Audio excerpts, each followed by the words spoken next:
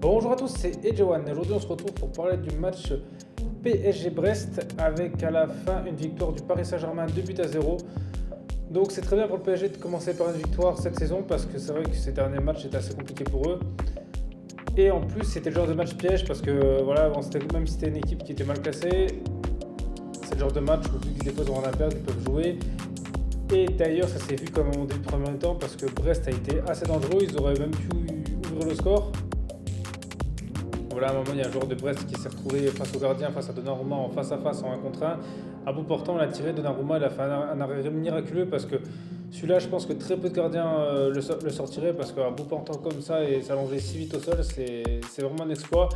Là-dessus, je pense qu'il a sauvé un peu le PSG parce que je pense que si Brest avait marqué ce premier but direct, c'était pas sûr que Paris aurait réussi à faire ce qu'ils ont fait après parce qu'il suffisait que Brest défende bien. Voilà, ça aurait pu être compliqué parce que même si Paris a dominé par exemple la première mi-temps, voilà, ils ont eu quand même la plupart des occasions. Mais en soi, ils étaient quand même pas si dangereux que ça. On va dire, voilà, c'était que Mbappé qui faisait tout. Les autres joueurs, ils étaient un peu. On les voyait pas trop, on va dire surtout devant. Donc voilà, Icardi était un peu aux abonnés absents comme d'habitude.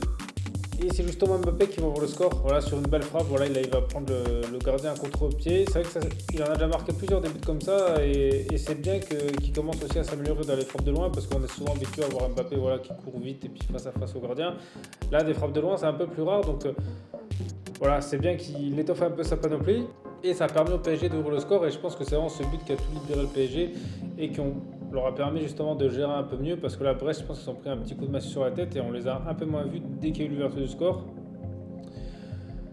Donc voilà, la première mi-temps, c'était ça, c'est-à-dire que Brest a été quand même joué. Voilà, c'est vrai que c'est bien qu'ils n'ont pas tenté de fermer le jeu. Et par contre, j'ai trouvé que Paris était beaucoup trop parce que, on va dire que Brest à plusieurs reprises ont réussi à avoir des contres et voilà, ils étaient soit en face à face avec le défenseur. C'est pas Marquinhos justement qui devait défendre tout seul. Voilà, il y avait des appels en profondeur. Brest jouait le contre, mais parce que Paris avait la défense qui était vraiment haute.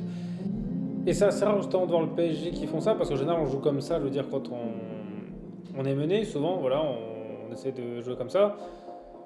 Et même en jouant comme ça, justement, en étant assez offensif, je trouve qu'ils ont vraiment eu du mal devant. À mon avis, je pense que la tactique, c'était qu'ils voulaient peut-être essayer d'en marquer le plus possible, parce que c'était super techniquement. Mais c'est vrai que ça n'a pas été non plus exceptionnel. Quand on voit le résultat final, c'est vrai que la stratégie, on va dire que pour moi, la tactique n'a pas trop payé, parce que c'était plus un exploit individuel le but que vraiment le fait que la tactique a bien fonctionné. Parce que justement, la tactique, c'est si derrière le défenseur et le gardien n'avaient pas assuré, pareil, ils auraient pris des buts. Et ensuite, la deuxième mi-temps, là, elle était beaucoup plus calme. Donc Paris, ils vont réussir à mettre un deuxième but grâce à Kerrer.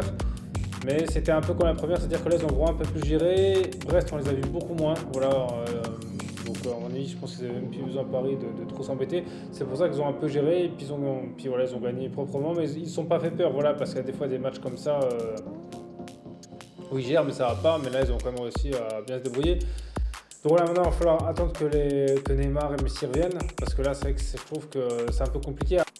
Et après pour moi leur absence justement ça montre qu'ils sont plus indispensables qu'on le pourrait croire, que Neymar peut-être même s'il est moins efficace en termes de stats, mais il est très efficace justement dans toutes ses constructions de jeu parce que je pense que c'est souvent lui qui amène les actions et ça se voit que quelqu'un comme Neymar il manque parce que là Mbappé c'est pas du tout le profil là, je veux dire c'est pas vraiment un joueur qui va construire, voilà, qui va aider derrière si ça va pas. Donc c'est vrai que là c'est un peu plus compliqué. Et heureusement pour eux justement que les champions c'est pas tout de suite qu'ils auront eu le temps de récupérer Neymar et qu'ils espèrent qu'il n'y ait pas de nouveaux blessés parce que sinon je pense que ça va être assez compliqué de gérer tout ça. Voilà, bon maintenant il faut peut-être attendre quelques matchs parce que là il y a eu la trêve et tout, hein, des fois il faut un peu de temps que les organismes et tout se remettent à fond. Donc on peut comprendre, allez les premiers matchs on peut comprendre qu'ils soient pas on va dire à fond. Donc voilà, après vous justement dites-moi dans les commentaires ce que vous pensez de ce match, hein, voilà, si vous pensez que Paris ils sont mieux que à la fin de l'année dernière ou si vous trouvez justement qu'ils ont encore des lacunes. Et si oui, justement pour vous, qu'est-ce qu'il faudrait améliorer dans cette équipe. Et sinon, merci à tous d'avoir regardé cette vidéo, c'était Edgewan, on se retrouve très vite pour une prochaine vidéo.